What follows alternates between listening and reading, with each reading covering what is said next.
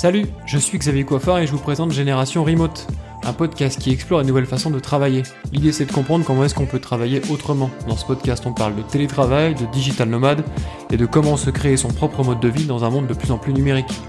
Je vous propose d'explorer ces différents univers sans filtre avec des personnes qui vivent au quotidien. Si ces sujets vous intéressent, abonnez-vous.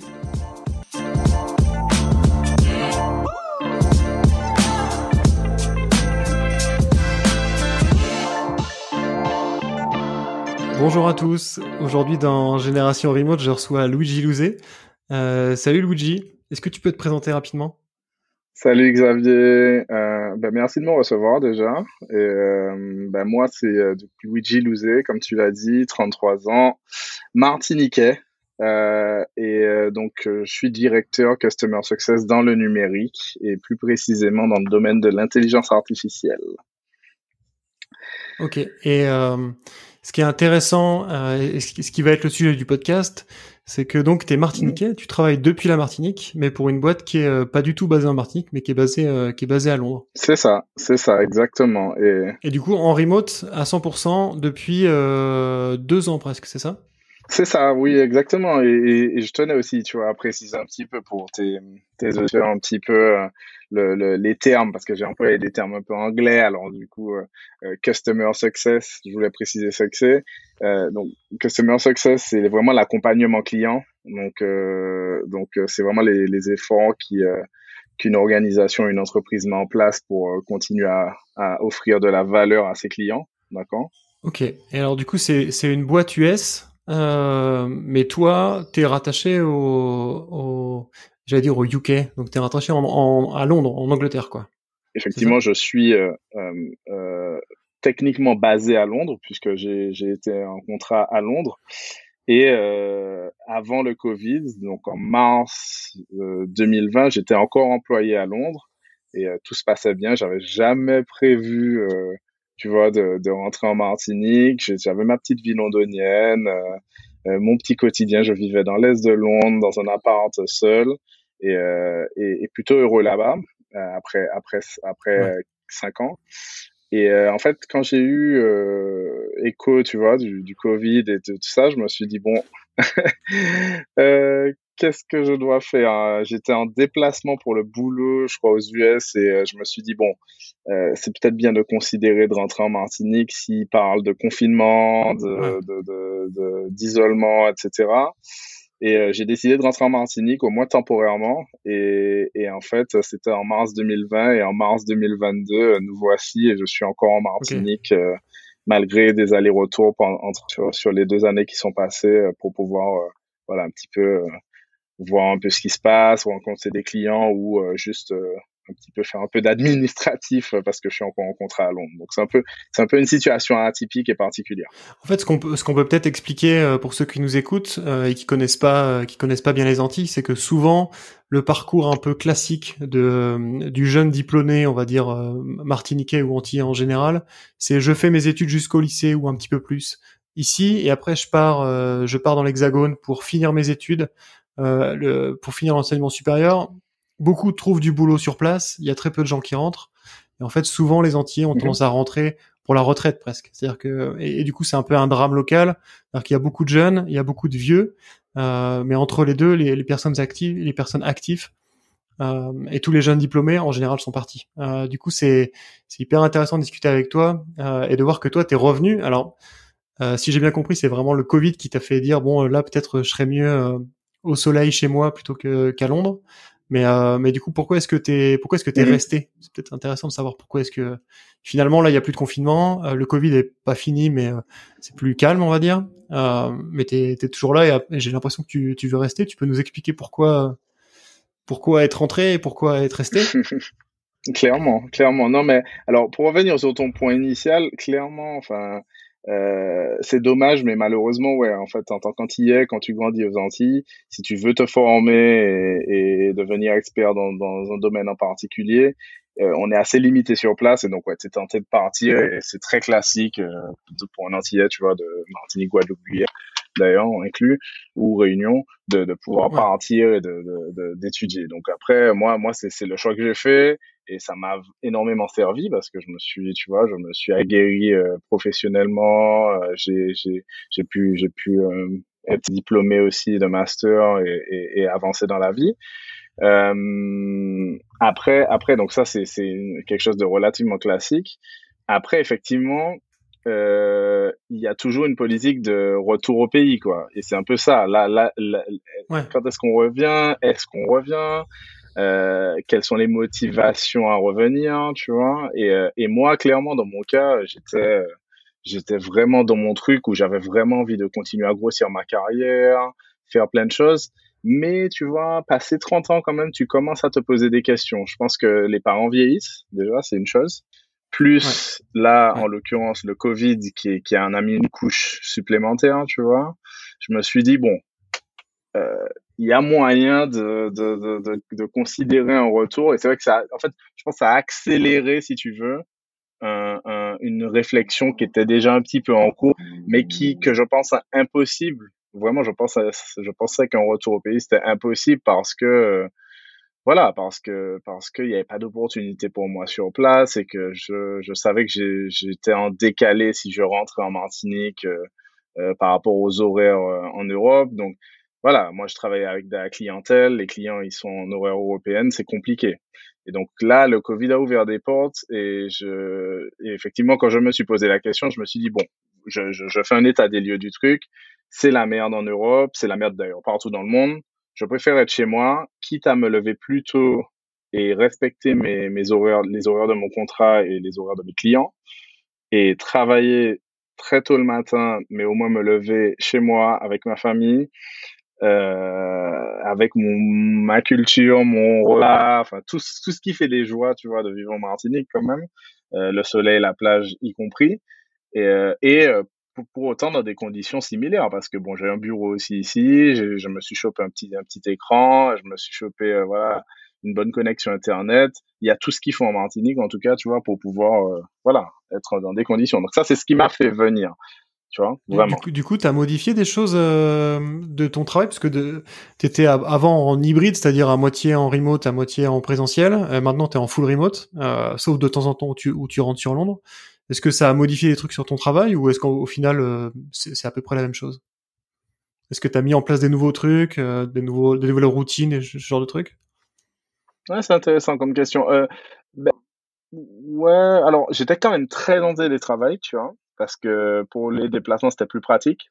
On va dire que j'étais sur du 70-30, tu vois. Donc, quand je dis télétravail, je vais dans les 70% télétravail, mais j'inclus aussi quand tu es chez le client, quand tu es à l'hôtel, parce que tu vois, une semaine chez un client, par exemple.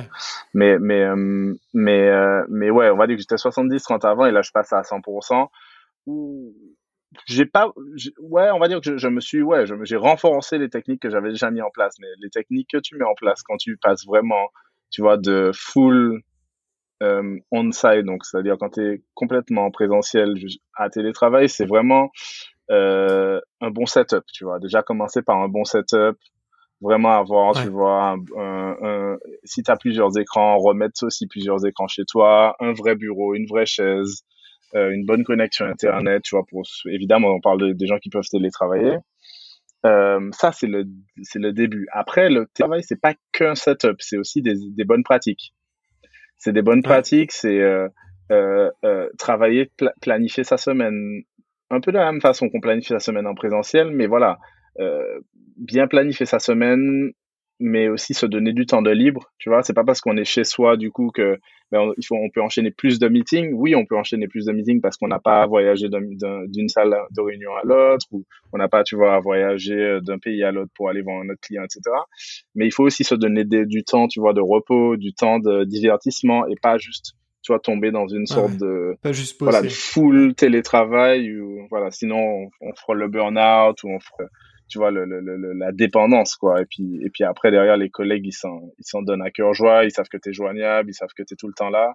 Et après, Ouais. c'est un cercle vicieux et ça peut être négatif. Donc, faut pas tomber non plus. Faut vraiment, à la fois avoir un bon setup, suivre les bonnes pratiques et puis surtout être, comprendre que des fois tout fonctionne pas bien et que être un peu avoir de l'empathie pour ses collègues et avoir de l'empathie avec soi-même aussi, tu vois, parce que s'il y a un souci technique, eh ben c'est pas grave, tu vois. Faut pas non plus Ouais. aussi, tu vois, se blâmer. Il y a des trucs, ça peut enclencher tu vois, des vrais soit des nouveaux problèmes, soit un confort pour certains. Pour ceux qui n'étaient pas à l'aise, tu vois, en présentiel, ça peut déclencher un confort et ça peut améliorer les performances. Pour d'autres, ça peut aussi créer un malaise, tu vois. Et il faut arriver à trouver, tu vois, son juste milieu, à être à l'aise et son bon setup, ses bonnes pratiques, et puis ça passe, quoi. Et toi, en tant que directeur, tu manages des personnes? Non, mon poste c'est directeur effectivement, donc ça peut laisser penser que je manage du monde. Non, c'est juste que c'est un poste, enfin c'est un titre senior, mais non, je manage personne. On n'est que deux sur le customer success dans ma boîte D'accord. en Europe en tout cas. Et dans ton entreprise, quelle est la proportion de gens qui sont en remote et qui sont en full remote? Est-ce que tout le monde est un peu en mode hybride ou est-ce que tu as des gens qui sont depuis le Covid aussi partis complètement en full remote et vous avez une boîte qui se qui se transforme petit à petit en télétravail pur? Full remote, tout le monde. Full remote, comme beaucoup de boîtes tech, Ah. tu vois, du type, tu vois. Alors du coup toi t'es en Martinique, ta boîte est à Ouais, Londres, donc il y a 6 heures de décalage avec la France. Je sais pas si c'est pareil avec Londres. Il y a peut-être 1 heure de plus ou de moins avec Londres. de moins, Mais comment est-ce ouais. que tu de moins mais comment est-ce que toi tu gères ta journée? Tu peux nous expliquer un peu comment tu bosses au quotidien avec ce Mm. décalage? Ça va pas être simple. Ouais, c'est clair, c'est clair. Je vais pas te mentir, c'est 2 ans, c'est dur en décalage, même si tu te permets, Ouais. comme je te disais, tu vois, de temps à autre, une petite heure ou deux en plus de sommeil quand t'as pas trop de meetings le matin. Mais en gros, c'est quoi alors une semaine typique. Voilà, moi je suis quand même dans une boîte qui fait du lundi au vendredi, entre guillemets, lundi au vendredi de 9 à 5, 9 à 5 classique comme en Angleterre. D'accord. Enfin 8 Ouais. 8 à 5 pardon. Et en fait, donc moi j'essaie de respecter ces horaires-là en horaire martiniquaise. Donc ça veut dire quoi? Ça veut dire, alors, ça veut dire deux choses. Il y a les horaires, c'est là où ça devient compliqué. Les horaires d'été, donc où il y a 5 heures de différence avec l'Angleterre et 5 heures de différence avec l'Angleterre et 6 heures avec la France. Donc là, c'est très dur. Il faut se lever très tôt. Donc ça démarre, tu vois. Ça veut dire que tu commences à 3 heures du matin en fait. Alors, je me suis permis de commencer à 9 heures le matin, même si en général, en Angleterre, on commence un peu plus tôt, etc. Je me permets à 9 heures, du coup, ma journée commence à 4 heures. Ça finit techniquement plus tôt, mais étant dans une boîte où on compte pas ses heures, où j'ai des parts dans la société, parce que ça fait partie, tu sais, un peu de la dynamique des startups dans le numérique américaine, où on te donne des parts, on te motive, etc. On compte pas trop nos heures, donc je finis rarement à l'heure, à l'équivalent qui serait du coup voilà, qui serait à peu près midi, tu vois, horaire martiniquaise. Je finis rarement à cette heure-là parce qu'au final, ben, à Martinique, c'est l'heure du déjeuner. Après, moi, je travaille dans une boîte américaine, donc la boîte elle est à ses headquarters à San Francisco. Et du coup, les personnes avec qui on travaille aux États-Unis, qui nous aident sur la partie produit, et Ouais. sur nos activités, ils sont à San Francisco, donc eux, ils viennent de se réveiller. Et donc, du coup, comme on est dans un contexte international, tu as toujours du monde, il y a Ouais. toujours de l'activité. Et au final, ben, je suis tenté un peu de rester plus longtemps. Donc, vraiment, une semaine typique, ce sera du 4 heures, 15 heures, tu vois, 4 heures, 14 heures. Ça fait des longues journées, ça fait 10 heures, des journées de 10 heures, D'accord. devant le PC, très peu de Ouais. pauses. Ouais, donc c'est des situations qui sont quand même assez compliquées en termes de méthode de travail ou de quotidien de travail. Et puis, on disait tout à l'heure que la Martinique, en termes de tech et d'opportunités, c'était pas forcément ça. Et pourtant, ça fait 2 ans que maintenant que t'es en Martinique, que t'es toujours là. Et si j'ai bien compris, t'as envie de rester, donc c'est plutôt cool.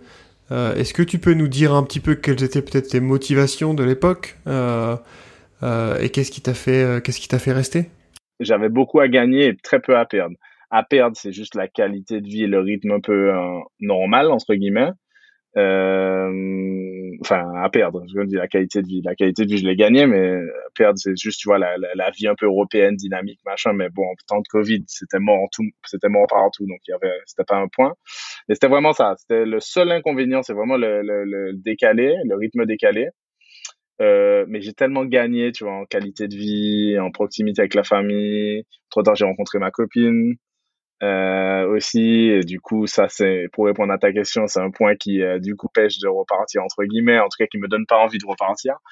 Et donc voilà, ça a été pour moi, ça a été que du plus, que du plus. Alors, il y a un truc encore pour les gens qui n'habitent pas ici ou qui connaissent pas bien les Antilles. Aux Antilles, on a quand même tendance à se lever tôt. Donc, pour un Parisien, commencer à 4 heures du mat, ça serait complètement fou. Aux Antilles, c'est très tôt, mais il y a beaucoup de gens qui commencent ici à bosser, qui sont debout à 5 heures et qui commencent à bosser à 7 heures sans aucun problème. Donc, mais ça fait quand même pas mal tôt, quoi. 4 heures du mat, c'est-à-dire qu'il faut que tu te lèves à 3 heures, j'imagine, ou 3h30. Non, mais C'est c'est tôt, ouais. exact. Ouais, c'est tôt, hein. Ouais, c'est tôt. Ça reste tôt. Ouais, non, 4 heures, c'est tôt. Mais tu vois, ton point est super valide parce qu'en Ouais. fait, c'est moins choquant, tu vois, de le faire en Martinique que de le faire à Paris. Moi, je l'avais déjà fait parce que des fois, je sais plus pour quelle raison professionnelle, mais je devais des fois me lever genre à 5 heures du mat et tout. Le réveil à 5 heures du mat en Europe et le réveil à 5 Ouais. heures du mat aux Antilles, il est vraiment différent. Le soleil se lève à 5h30, tu vois, par là. Je peux te dire, quand tu te lèves à 4h30, même 4 heures, et que tu bosses, que tu entends les oiseaux chanter, que t'as le soleil qui se lève, etc. Et que tu es Ouais. en t-shirt, et qui fait 28, 30 degrés, C'est quand même plus facile, hein. c'est Ouais. quand même pas On est mal. d'accord. C'est pas mal. Et du coup, c'est intéressant. Du coup, j'ai une question qui est peut-être un peu délicate à te poser et qui me vient en discutant avec toi. Est-ce que t'as pas peur parce que là, tu bosses pour ta boîte à Londres, tout va bien. Mhm. Imagine que ça se termine mal pour une raison ou Ouais. pour une autre, ou que tu vas y changer de boîte peut-être. T'as pas peur Mhm. de t'enfermer ou Ouais. de devoir repartir pour retrouver un taf ailleurs, ou alors est-ce que tu te dis, de toute façon, je trouverai en remote quoi qu'il arrive. Ta question est plus que pertinente. Et elle est même super pertinente parce que c'est ce qui est en train de se passer en ce moment, en fait. Si tu veux, ma situation actuelle, c'est que je l'ai fait pendant 2 ans, euh, 6 mois pour une boîte et 1 an et demi pour ma boîte actuelle, puisque entre-temps, j'ai changé de boîte. Alors d'ailleurs, je peux te faire une petite aparté sur ça si tu veux, mais changer de boîte en mode Covid, Ouais, carrément. passer d'une boîte où tu étais en remote, où tu avais fait le choix de rentrer en Martinique. J'ai passé mes entretiens en remote depuis la Martinique. En fait, je me suis fait, donc je te le fais en résumé. En gros, je bossais pour la boîte A quand le Covid et le confinement a commencé. En bossant pour cette boîte-là A, je suis parti en Martinique. J'ai commencé à bosser depuis la Martinique sur mon contrat anglais. Ça s'est bien passé, sauf que je me suis fait chasser par une boîte B, ce qui se fait régulièrement en Angleterre, notamment dans le numérique, sur des postes comme ça. Ils m'ont proposé un salaire beaucoup plus intéressant, des perspectives intéressantes. J'ai dit OK. Et donc après 6 mois en Martinique, mais ça faisait déjà 1 an que j'étais dans cette boîte, j'ai bougé sur un autre poste en Martinique. Et donc il s'est posé la question de comment j'allais, tu vois, transitionner parce que ben, tu transitionnes en remote, c'est un nouveau contrat remote, donc contrat remote pour la boîte A, mais contrat remote pour la boîte B, mais en Angleterre. Donc il y a quand même, voilà, il y a quand même Ouais. un nouveau contrat, de la paperasse, etc. J'ai tout fait en remote, tout s'est fait en remote, à part la remise évidemment du PC et tout ça où ben, j'ai dû aller en Angleterre et il se trouvait que je devais aller en Angleterre à cette période de toute façon. Donc je suis allé en Angleterre pendant 2, 3 semaines, j'ai récupéré mon PC, j'ai rencontré mes nouveaux boss et je suis revenu en Martinique. Et où je leur avais déjà dit que voilà, j'étais un peu entre les deux, que c'est le Covid. Ils m'ont dit qu'il y avait aucun problème à partir du moment où niveau productivité, niveau taf, ça se passait. Donc il y a eu genre, en plus tu vois de là où il y aura peut-être une transition pour moi qui approche, j'ai eu cette phase d'audition là pendant le Covid et pendant ma phase tu vois de télétravail aux Antilles sur mon contrat anglais. Donc c'était assez intéressant, tu vois. Je sais pas si tu as des questions par rapport à ça, mais c'était très intéressant, tu vois. Et du coup, la boîte qui t'a chassé, enfin, que tu t'es fait recruter par la nouvelle boîte, elle savait que t'étais en Martinique et en remote, ou pas? Et est-ce que ça a posé un problème quand tu leur as dit, en fait, je suis à 7 000 kilomètres? Ouais, j'ai pas dit ça tout de suite. J'ai pas dit ça tout de suite, tu vois. J'ai d'abord, alors, j'ai ça tout Ok. de suite. Faut jamais le dire tout de suite. À tous les auditeurs qui passent des entretiens, ne dites pas que vous êtes en remote tout de suite. D'abord, appâter l'entreprise et après, on parle de remote, de où, machin. Ce qui est Ouais. important, c'est les compétences et le match. Est-ce qu'il y a si tu veux, un lien, un match, comme on dit, tu vois, comme sur Tinder. Est-ce qu'il y a un match entre l'entreprise et le poste sur lequel il recrute et vous? S'il y a le match, bon là, on peut parler salaire, on peut parler contrat, où Ouais. vous serez basé. Parce que, mine de rien, l'endroit où on est basé, ça reste contractuel. À la fin, c'est dans un Oui. monde où on vit dans le télétravail, dans une génération remote, comme tu dis, on est on est surtout dans la productivité, ce qu'on va délivrer, ce qu'on va apporter comme valeur à l'entreprise. C'est ça qui compte. C'est ça la priorité. Donc, il faut toujours même Ouais. mettre ça dans sa tête aussi quand on est en égo. Et d'ailleurs, vous pouvez me contacter si vous avez besoin d'accompagnement sur les négos, etc. C'est ce que je fais de mieux dans ma vie la seule chose que je fais bien dans ma vie. En parallèle de mes activités, dans mon boulot, j'ai beaucoup accompagné des potes sur de la négo de salaire, de la négo de contrat et notamment sur cette problématique de Ok. télétravail parce que moi-même, je l'ai fait pendant 2 ans et tout le monde me pose des questions tous les jours, soit sur Instagram ou sur LinkedIn, etc. parce que les gens, ils voient que je mets beaucoup de contenu ou je suis en mode télétravail, mais in paradise, tu vois. Et donc, Ouais. Ouais. ça les intrigue un peu, etc. Et ça, c'est un aparté, mais voilà, tu vois, enfin, en gros, vraiment, il faut savoir se vendre d'abord sur ses compétences et après parler de ce côté-là. Donc, eux, ils savaient pas au début, ils ont su parce que je leur ai dit, voilà, moi, par contre, juste, je suis un peu entre les deux. J'ai pas dit que j'étais vraiment en Martinique 100%, j'ai dit que j'étais entre les deux. J'avais déjà même, euh, J'avais déjà Ok. même laissé mon appart à Londres. Donc, c'est pour te dire comment j'étais pas du tout entre les deux. Pour te préciser aussi, c'est là où ce que j'ai fait, parce que je pense que ça va intéresser tes auditeurs et toi aussi, j'ai quand même mis des choses en place. Tu vois, j'ai pas fait ça, je suis pas parti, voilà, et puis j'ai quand même quitté Londres au début. J'avais encore mon appart. Je suis commencé à bosser depuis la Martinique, tadada. Je suis rentré une fois, ensuite je suis rentré une deuxième fois et j'ai réalisé que bon, je payais un appart quand même dans le vent très très cher dans l'est de Londres Ouais. et Surtout à que Londres. ben voilà, surtout à Londres et que ça servait à rien d'avoir autant de charges, surtout si je planifiais de rester un petit peu plus longtemps en Martinique ou au moins entre les deux. Donc j'ai regardé où je pouvais économiser des frais et du coup j'ai si tu veux commencé à regarder le loyer. Donc, je me suis débarrassé de mon appartement en 5 jours. Ça allait très, très vite. Parce que vu le prix, ça te motive très, très vite à t'en débarrasser.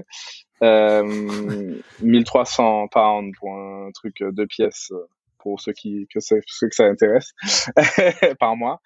Ouais. Et derrière, voilà. Donc, j'ai fait ça. J'ai pris une boîte postale. Ça va intéresser peut-être certaines personnes. Une boîte postale, c'est-à-dire qui me permettait de recevoir des courriers, des colis, ma boîte, j'ai transféré mon adresse perso à mon adresse de ma boîte postale au niveau de ma boîte, au niveau de mes banques, au niveau de tout, de façon à ce que ce Ouais. soit, euh, tu travailles au UK, tu as une adresse au UK, même si c'est pas une adresse physique vraiment, mais au moins je pouvais, voilà, recevoir du courrier, payer mes impôts là-bas, être un employé de Londres, mais en télétravail, voilà, en télétravail en Martinique. Et donc, du coup, ça m'a aidé, tu vois, à me structurer, à créer une sorte de plan administratif, entre guillemets, pour pouvoir le faire aussi, tu vois. Donc, c'est plus compliqué que ça ne le paraît. Effectivement, je suis parti, mais j'ai quand même fait tout un suivi, tu vois, administratif, un suivi derrière. Ouais. Et donc après, j'ai réussi à avoir ce nouveau taf et ils ont accepté et tout s'est bien passé jusqu'à maintenant. Et là, maintenant, c'est un peu la suite que je vais te raconter, mais je sais pas si tu as des questions déjà par rapport à cette partie-là. Ouais, j'ai une petite question qui est peut-être un peu naïve, mais quand tu dis aux gens que tu vas bosser en Martinique, c'est bien perçu ou pas? Parce que alors je sais pas trop, mais j'imagine que en tout cas en France, tu dois avoir le cliché du mec qui va à la plage, tu vois, qui part. Alors toi c'est différent parce que t'es né ici, t'es martiniquais, donc il y a tout le côté familial qu'on comprend très bien, mais euh, tu vois le côté bon, ok, je vais bosser au soleil quoi. Et donc est-ce que t'as eu un a priori négatif Mais de tes boss ou clairement. pas du tout? Ah, mais clairement, clairement, à 100%, du début jusqu'à la fin d'ailleurs, hein, même pas que maintenant. J'ai quand même réussi à Ok. convaincre. Après, les Américains, donc mes employeurs, moins que les Européens. En fait, il y a un niveau. Moi, Ouais. j'interagis beaucoup avec les Américains, les Anglais, parce qu'il y a beaucoup d'Anglais dans l'équipe Europe de ma boîte, et les Français, où j'ai quelques Français, mais surtout des clients français. Et en fait, les Américains s'en Ok. foutent un peu, même si, bon, ils disent, ah, OK, Caribbean, voilà, c'est bizarre, machin, OK. Les Anglais, ils se Ouais. disent, OK, toi, c'est Mojito on the beach, machin. Mais bon, ils sont sur la productivité aussi quand même, donc ça passe. Et les Français, c'est vraiment en mode cliché à 100%. Ils nous voient. Bon, en même temps, c'est ce qu'on leur vend à la télé. Et tu vois, enfin, j'ai envie de te dire, Ouais. qu'est-ce que tu veux, quoi. Si t'es jamais allé et que tu vois pas qu'il y a un écosystème tech et qu'il y a plein de choses, qu'il y a des bureaux et qu'il y a une dynamique économique et qu'il y a une dynamique politique, qu'il y a des choses qui se passent, etc. C'est difficile pour eux de comprendre. Bon, voilà, je vais pas voilà, je vais pas m'étaler sur ça, mais tu connais maintenant que tu es là, il y a plein de choses qui se passent et j'ai essayé de détruire un petit peu ces clichés-là. C'est difficile, c'est très difficile. Donc j'ai essayé de toujours Ouais. maintenir le fait de dire voilà, je suis entre Londres et les Antilles, je suis chez moi de temps en temps, mais je suis principalement à Londres, quoi. J'ai plutôt orienté le truc en mode je suis Londoner, pas je suis basé en Martinique, Ok. pour pas justement avoir ce cliché ou ces discussions autour de ça qui peuvent être un peu gênantes. Et puis bon, en fait, comme tu as envie de conserver ce statut-là, t'as pas envie de trop en parler pour pas que ça égaye un peu, tu vois, pas que ça attire l'attention et que qu'on commence ça tu vois, que ma boîte en tout cas commence à regarder mon cas plus précisément et se disent bon, est-ce qu'il faudrait pas le machin. Et donc Ouais. c'est Ouais. en fait très bonne transition sur ce que tu m'avais demandé juste avant, parce que ma boîte, alors moi ma boîte a mis en place une demande, enfin une politique de move request, ce qui veut dire en fait politique de changement de pays ou de lieu de travail. Et donc moi, j'ai fait cette demande. Après les 2 ans là, j'ai voulu faire cette demande parce que j'en avais marre du décalé, des réveils à 4 heures du matin, etc. C'est pas Ok. pratique, c'est vraiment fatigant. Et donc j'ai voulu le faire et ils ont décliné. Enfin, je l'ai fait et ils ont décliné. Ils ont mis leur veto, ils ont dit non. Ah. Tu vois, donc c'est intéressant. Et donc là, je suis en pleine négo avec eux en ce moment, mais une négo qui risque de tourner court parce que ils veulent plus que je travaille de Martinique. Ils m'ont demandé quand est-ce que j'ai prévu de rentrer. Je leur ai dit quand même que j'allais rentrer en mai, même si c'était pas le cas parce que je voulais juste faire entraîner un petit peu et voir quelles sont les opportunités pour moi à venir.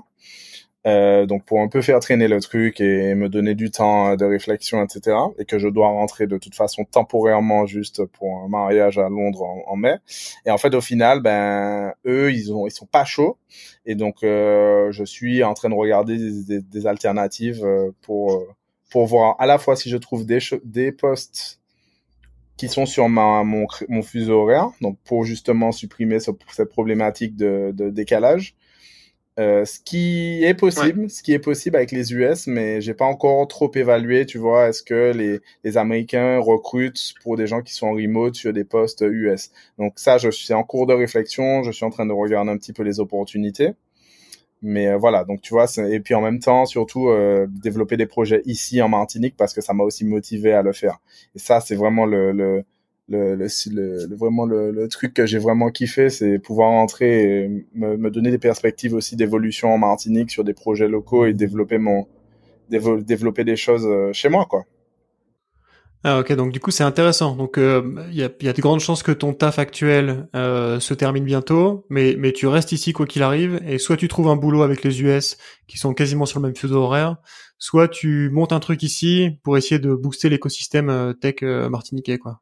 Exactement, c'est ça. J'ai d'ailleurs un projet de collectif autour du télétravail dont je te parlerai, je pense, dans les semaines à venir. Donc c'est top qu'on se soit connecté au final parce que c'est vraiment un bon timing.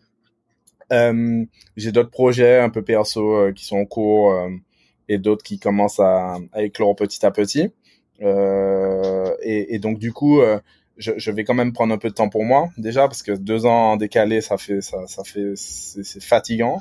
Donc Ouais. je vais prendre du temps pour moi et je vais en parallèle continuer quand même ma recherche parce que j'aime beaucoup ce que je fais et voir si je trouve des postes intéressants à des rémunérations aussi au niveau de ce que j'avais pour quand même avoir une continuité par rapport à ça. et puis voir ce que je trouve, et je te tiendrai au courant de tout ça, quoi. Avec plaisir. Je pense que effectivement, vu les US, ils sont, je pense, plus ouverts que les Européens sur le remote. Et par contre, ils sont pas forcément ouverts sur de l'asynchrone ou sur des grosses différences de time zone, de décalage horaire. Mais en fait, nous, on est quasiment sur l'heure de New York. Tu peux bosser, je pense, assez facilement avec même San Francisco. 2-3 heures, ils ont l'habitude, enfin même 3-4 heures, ils ont l'habitude de bosser avec des time zones différentes dans le pays. Donc tu trouveras, je pense, du taf aux US, surtout si tu parles en anglais. Du coup, je finis toujours le podcast avec la même question que j'essaie de transformer un peu en fonction du sujet. Là, le sujet, c'était vraiment travailler depuis les Antilles. Quel conseil tu donnerais à un Antillais qui veut rentrer aux Antilles pour bosser en télétravail, mais qui sait pas trop comment se lancer, si ça vaut le coup, pas le coup, et si c'est possible ou pas? Comment est-ce que tu l'aiderais? Ben, moi, franchement, le premier conseil, c'est être clair sur ce qu'on veut faire, la raison du projet, quoi. Est-ce qu'on rentre juste pour rentrer? Qu'est-ce qui vraiment amène cette réflexion et motive à rentrer, tu vois? Avoir une vraie raison de rentrer, parce que quel que soit le choix qu'on fait, d'ailleurs, qu'on rentre chez soi ou qu'on aille dans un pays quelconque, il faut vraiment avoir quand même une motivation pour une fois arrivé sur place, qu'on soit motivé, qu'on soit heureux, tu vois, quelque chose qui te rend heureux. Donc déjà, est-ce que ça te rend heureux de rentrer, et quelle est la motivation première? Une fois que tu as défini ça, après, c'est vraiment ne pas partir sur une base: ah, je vais sacrifier mon taf parce qu'il n'y a pas ça en Martinique, ou il n'y a pas ça en Guadeloupe, ou il n'y a pas ça en Guyane. Jamais. Jamais. Bien sûr qu'il y a des métiers qui sont pas, où on peut pas télétravailler, il y a des métiers où c'est compliqué, ça, il y a pas de souci. Mais sur les métiers où on peut télétravailler, moi, je conseille vraiment, vraiment, vraiment de se rapprocher des collectifs, des associations, des entreprises, même parfois, qui font déjà du télétravail, pour pouvoir savoir quelles sont les bonnes pratiques, qu'est-ce qui a été fait avant. Parce qu'en fait, le Covid a créé pas mal de changements, et il y a beaucoup de gens qui télétravaillent en Martinique déjà. Il y a des sociétés qui commencent à s'ouvrir à ça. Il y a des sociétés en Europe qui autorisent leur staff à télétravailler en Martinique. Ça, j'en ai vu aussi. Et donc vraiment se rapprocher des bons groupes. Il y a Martinique Tech, il y a pas mal de coworking space aussi en Martinique qui accueille il y a le village aussi, le village du Crédit Agricole, by CA à Fort-de-France. Tu vois, donc se rapprocher de ces organismes-là pour comprendre qu'est-ce qui est possible, et peut-être mon collectif aussi qui viendra, j'espère, très rapidement, et tu vois, pour pouvoir aider justement sur cette problématique-là, pour avoir les bons éléments, tu vois, pour pas partir sur des idées reçues et des assumptions, et pouvoir faire le bon choix, c'est-à-dire, est-ce que je quitte mon emploi actuel et je cherche quelque chose sur place? Est-ce que je discute avec mon employeur peut-être pour juste transposer mon travail, mais en étant basé là-bas? Et avant de prendre ces décisions, d'avoir toutes les infos qu'il faut, quoi. C'est vraiment mon conseil clé, quoi. Ok, intéressant, intéressant. Et moi j'ai l'impression, et on en discutera peut-être ensuite. Moi j'ai l'impression que justement c'est ce type d'information là qui manque beaucoup en Martinique. Ça pourrait être une destination remote idéale, surtout pour des francophones, on va dire. Et en fait, ça l'est pas du tout juste par information. On a tendance à voir la carte postale vacances, palmiers, plage, alors qu'en fait, on peut très bien télétravailler depuis la Martinique. On en a tous les deux la preuve. On fait ça tous les deux depuis plusieurs années, et en fait, on a un cadre de vie génial. Mais c'est juste que il y a rien d'existant, où il y a pas de. C'est difficile de trouver des témoignages même de gens qui le font, et on a vraiment tendance à trop voir le côté carte postale vacances et pas assez le côté destination remote, en fait, comme ce que fait par exemple l'île Maurice, qui est un exemple assez intéressant, qui drague vraiment les travailleurs remote. Les Antilles, c'est pas du tout le cas, mais ça pourrait clairement, quoi. Clairement, on est plus proche en plus, on est entre les US en plus, et l'Europe, et ça, tu vois, enfin pas entre les US, on est sur la même zone que New York, on est à 3 heures, comme tu dis, de San Francisco, enfin de la Californie, tout ça, qui est un gros tech hub quand même mondial, tu vois. Et on est entre ça et l'Europe, et franchement, enfin, il y a vraiment un truc en termes de fuseau horaire et de cadre de vie, en fait. Il faut voir comment exploiter ça, et mettre ça en place. Je suis tout à fait d'accord avec toi. Eh ben écoute Luigi, merci beaucoup pour cette conversation, c'était très intéressant et puis je suis sûr qu'on se recroisera de toute façon pour parler de télétravail aux Antilles, c'est un sujet qui m'intéresse beaucoup aussi. Merci pour ce podcast. Merci à toi, merci de m'avoir reçu.